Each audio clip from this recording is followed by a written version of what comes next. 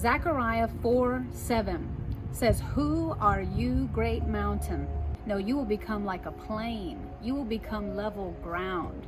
And what's happening here is Zechariah is prophesying about a day to come when Zerubbabel is going to finish the rebuild of the temple in Jerusalem. And he knew, you are going to face some stuff. One of the first things that started happening when Zerubbabel was rebuilding the temple was opinions of man.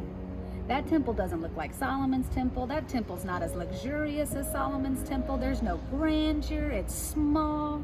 Even though God said the glory on the second house will be greater than on the first house, because God knew Jesus is going to walk in the second temple. Jesus is going to walk in Zerubbabel's temple. But the people didn't know that. They don't have the mind of God, and so there's their opinion laid on him. There's their thought process laid on him. And so Zechariah, knowing this, he says, have an attitude of, who are you, great mountain? Opinions of man? What are you? That you shouldn't bow low under the plan and the purpose of God. No, the plan and the purpose of God and the assignment of God is going to go forward, not your opinion. And those aren't the only things he faced. Who knows really the gravity of what he faced trying to build the temple that Jesus would put his feet in. And in your life, there's things that God has you building, and people have opinions. There's things God has you building, and you're facing trials and tribulations and persecutions and hardships and very tough things. And in the same attitude, I encourage you to say, who are you, great mountain, that you shouldn't bow low under the plans of God?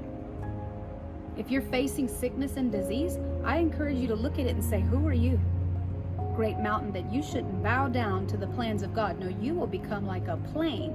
Zechariah ends up saying, Zerubbabel will bring the final stone to the temple, and the people will be shouting, grace, grace.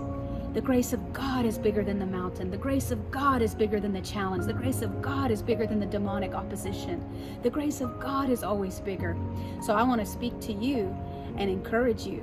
You are the one who has to speak to the mountains in your life. It's no one else's responsibility. Jesus said a mustard seed of faith will move a mountain into the sea.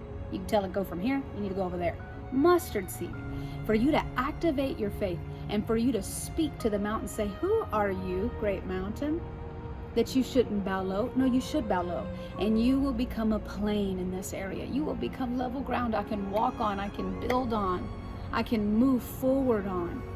Because that is the kind of attitude we are to possess when God has given an assignment, when God has made a promise, when God's word has been spoken. That is how strong we stand on it. So I say, who are you, great mountain, that you should not bow low to the purposes and the plans and the word and the promises of God?